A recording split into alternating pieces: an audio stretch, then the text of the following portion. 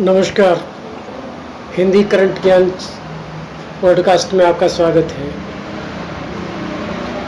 आज हम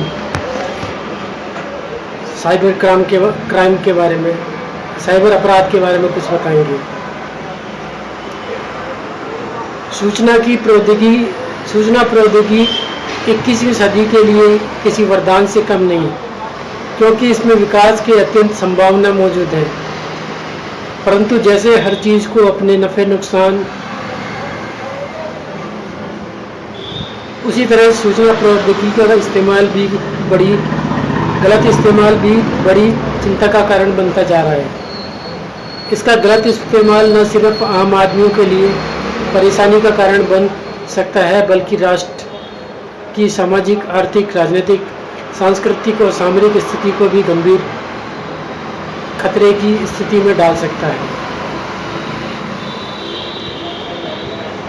computer network को हैक करके उसमें संग्रहित आंकड़ों को चुराना और फिर व्यावसायिक व राजनीतिक प्रतिनिधियों के खिलाफ इसका इस्तेमाल करना साइबर अपराध क्राइम है। साइबर स्पेस में ऐसी कोई भी गतिविधियां जो मूलतः मानवीय संवेदनाओं का अपमान कर सकती हैं अथवा सूचना तकनीकी के जरिए सामाजिक, आर्थिक, सामरिक, सांस्कृतिक व भावनात्मक रूप से नुकसान पहुंचा सकती है, साइबर क्राइम के अंतर्गत आती है। किसी कंप्यूटर सिस्टम के ईमेल्स, उसकी programming, machine code, operating system आदि में बदलाव कर उसे ओरिजिनल फार्म से अलग करके हैकर्स महत्वपूर्ण सूचनाओं को चुरा लेते हैं। हैकर्स इसकी सहायता से आपकी ज़रूरी सूचनाएं जैसे क्रेडिट कार्ड व बैंक अकाउंट संबंधी जानकारियां भी चुरा सकते हैं। वेबसाइट को हैक करने के लिए हैकर कई तरह से तरीके अपनाते हैं, जो मॉडेम का प्रयोग कर हजारों फ़ोन नंबर डायल करके कंप्यूटर से जुड़े हुए किसी अन्य मॉडेम को ढूंढता है। इसके अलावा आपके कंप्यूटर की प्रोग्रामिंग मशीन लैंग्वेज में लिखी होती है, जिसको कंप्यूटर समझता है और जिसके आधार पर आपका बनाया प्रोग्राम काम करता है। हैकर इसी प्रोग्राम के बीच में दी गई कंडीशनल स्टेटमेंट जैसे जंप, इफ और स्टेटमेंट को विभिन्न कंडीशनों के द्वारा संतुष्ट कराकर हैकिंग करते हैं। इन स्टेटमेंट को किसी सॉफ्टवेयर के आधार पर पता करते हैं। साथ ही हैकर ऑपरेटिंग सिस्टम में कौन सी खामी है जिसके लिए पेज इंस्टॉल नहीं किया गया है को जानने के बाद इसे हैक कर लेते हैं। इसके अलावा हैक से स्कैनर प्रोग्राम के द्वारा नेटवर्क से जुड़े कंप्यूटर के आईपी एड्रेस को स्कैन कर ऐसा सिस्टम ढूंढता है जो फिलहाल काम कर रहा हो, और आईपी एड्रेस यूनिक होते हैं। सामान्य तौर पर कहें तो ये पोस्ट ऑफिस के पिन नंबर की तरह होते हैं जो यूनिक होता है। आईपी एड्रेस को ईमेल आईडी के द्वारा हेडर द्वारा ट्रैक किया जा सकता है। इसके अलावा आप वेबसाइट पर जाकर इंटरनेट सर्विस प्रोवाइडर के बारे में पता कर सकते हैं, जिससे इंटरनेट सर्विस प्रोवाइडर की सहायता द्वारा लक्षित कंप्यूटर पर पहुंचा जा सकता है। साइबर कानून महत्वपूर्ण है क्योंकि यह इंटरनेट, वर्ल्ड वाइड वेब और साइबर स्पेस से संबंधित लेन देन से जुड़ी महत्वपूर्ण गतिविधियों और पहलुओं को स्पर्श करता है। साइबर कानून एक ऐसा कानून है जिसमें हम साइबर स्पेस को नियंत्रित कर सकते हैं। अतः प्रत्येक कंप्यूटर उपयोगकर्ता को साइबर कानून की जानकारी होना आवश्यक है।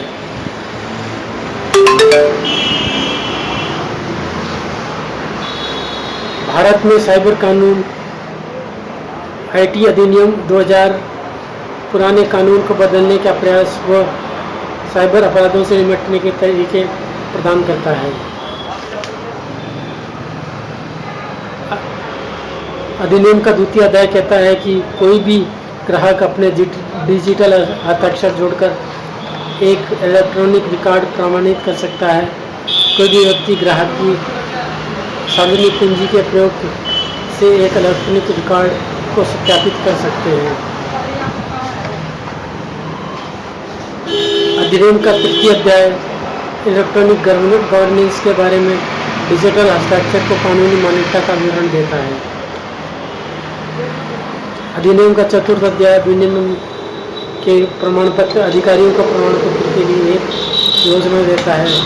यह अधिनियम प्रमाण पत्र अधिक प्राधिकरणों के नियंत्रक में परिकल्पना पूर्ण करता है जो अधिकारियों की गतिविधियों पर नियंत्रण रखने का काम करेगा, क्योंकि प्रमाण पत्र प्राधिकरणों पर शासन करने वाले मानक और शर्तों को विभिन्न रूपों में डिजिटल हस्ताक्षर प्रमाण पत्र की सामग्री के रूप में निर्दिष्ट अधिकार का प्रमाण प्रदर्शित करेगा।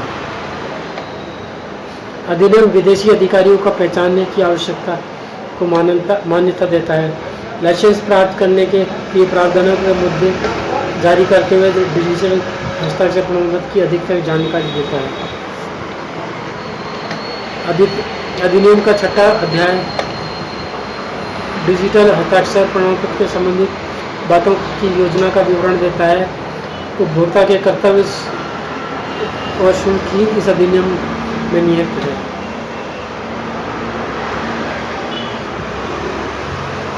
अधिनियम का नवम अध्याय पेनल्टी दंड जुर्माना और विभिन्न अपराधों के लिए अधिनिर्णय कानून के बारे में विवरण देता है। प्रभावित व्यक्तियों को वे निजी नुकसान तथा कंप्यूटर प्रणाली आदि के नुकसान के लिए क्षतिपूर्ति के रूप में 1 करोड़ से अधिक दंड तय नहीं किया जा गया है। अधिनियम एक निर्णायक अधिकारी की नियुक्ति के बारे में कहता है, जिसमें एक अधिकारी किसी भी व्यक्ति द्वारा किसी भी प्रावधानों का उल्लंघन किया गया है इसका निर्णय करेगा। ये अधिकारी भारत सरकार या राज्य सरकार का समकक्ष अधिकारी होगा जो निदेशक की रेंज से नीचे नहीं होगा। इस निर्णायक अधिकारी को एक नागरिक न्यायालय का अधिकार दिया गया। अधिनियम के 10वें अध्याय साइबर रेगुलेशन अपीलेट ट्रिब्यूनल की स्थापना के बारे में वर्णन करता है, जिसमें पूर्व निर्णायक अधिकारियों द्वारा पारित आदेश के विरुद्ध अपील करना पसंद किया जाए।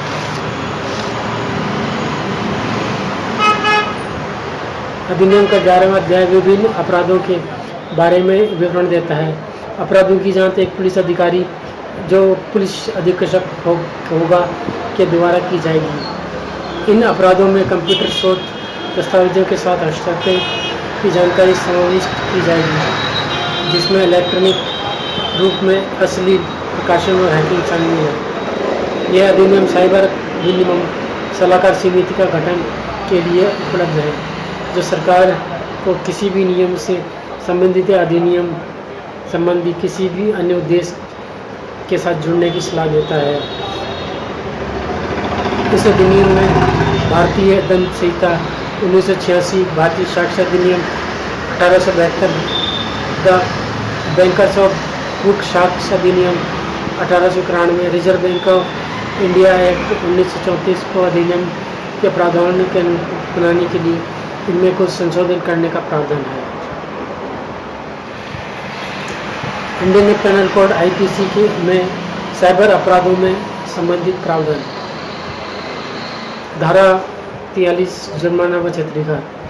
यदि कोई व्यक्ति कंप्यूटर व नेटवर्क के मालिक या उसके अधिकृत अधिकारी के आदेश के बिना कंप्यूटर या कंप्यूटर नेटवर्क तक अपनी पहुंच बना लेता है और कंप्यूटर में संग्रहित डाटा या जानकारी प्राप्त कर लेता है, अथवा कंप्यूटर या कंप्यूटर नेटवर्क में वायरस जैसी चीज़ डालता है या ऐसा करने की कोशिश करता है, या कंप्यूटर नेटवर्क को बाधित करने या इसमें संग्रहित आंकड़ों या कार्यक्रम को बाधित करता है या ऐसा करने की कोशिश करता है, उसे पीड़ित पक्ष को हर्जाना देना पड़ेगा, जिसकी लागत अधिनियम ये 1 करोड़ तक हो सकती है। धारा 46 निष्पादन का अधिकार। धारा 46 निष्पादन का अधिकार सूचना तकनीकी कानून के अंतर्गत मामलों में निष्पादन के लिए इनमें धारा 46 का प्रावधान किया गया है। मामलों में निष्पादन का अधिकार सचिव सूचना प्रौद्योगिकी को दिया गया है, जो इस कानून की धारा 46 और 47 के अंतर्गत क्षतिपूर्ति की राशि का निर्धारण करेगा। साइबर अपडेट ट्रिब्यूनल सिविल प्रक्रिया संहिता 1908 के प्रावधान को मानने के लिए बाध्य नहीं है, बल्कि इसका उद्देश्य प्राकृतिक न्याय का अवधारणा को सुनिश्चित करना है। इसके अलावा सूचना व तकनीक कानून व अन्य प्रावधान को मध्य ट्रिब्यूनल अपनी प्रक्रिया को नियमित करने के लिए स्वतंत्र है।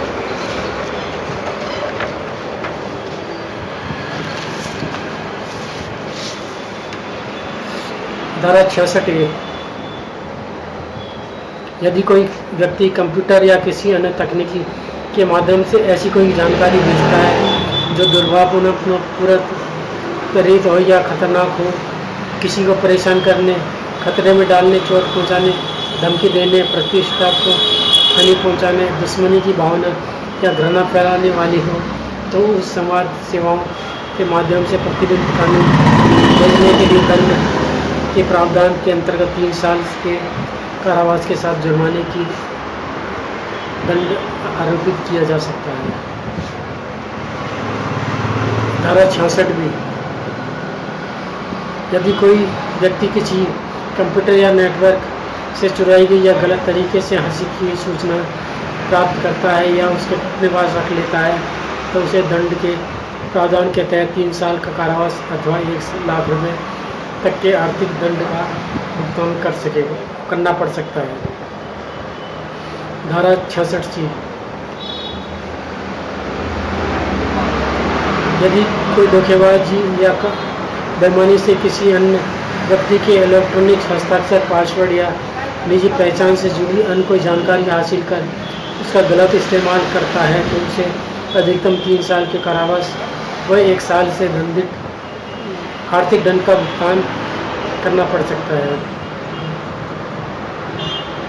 धारा 66D यदि सूचना तकनीकी के किसी भी माध्यम की मदद से अपनी पहचान छुपाकर किसी दूसरे व्यक्ति की पहचान का दुरुपयोग करता है, तो दंड के प्रावधान के लिए शायद 3 साल का कारावास व 1 लाख रुपए तक के आर्थिक दंड का भुगतान करना पड़ सकता है। धारा 66F साइबर आतंकवाद के लिए दंड का प्रावधान।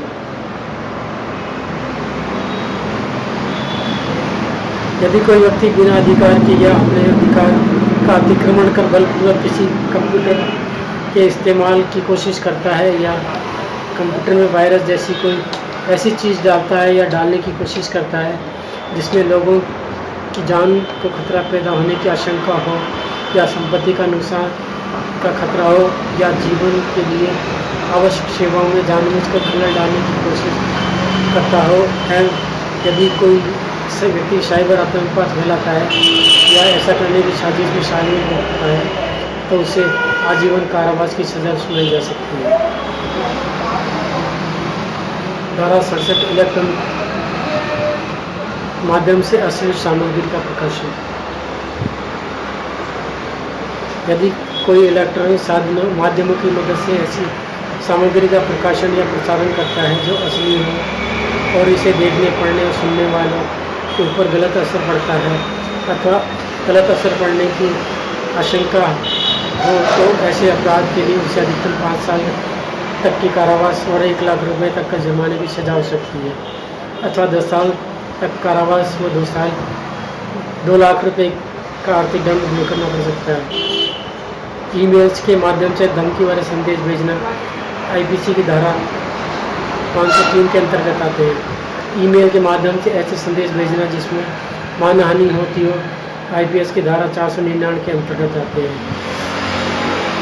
फर्जी इलेक्ट्रॉनिक्स रिकॉर्ड्स का इस्तेमाल कर आईपीसी की धारा 463 के अंतर्गत आते हैं। फर्जी वेबसाइट या साइबर फ्रॉड आईपीएस की 420 के अंतर्गत आते हैं। किसी भी प्रतिष्ठा को नुकसान पहुंचाने, हानि पहुंचाने का दंड आईपीसी धारा 500 के अंतर्गत आते हैं। दवाओं की ऑनलाइन बेचना एनडीपीसी एक्ट के अंतर्गत आते हैं। हथियारों का ऑनलाइन खरीद और आर्म्स एक्ट के अंदर आते हैं। धन्यवाद। आपको ये सूचना अच्छी लगी होगी तो कृपया मेरे हिंदी कम्युनिटी ज्ञान चैनल को लाइक करें, फॉलो करें।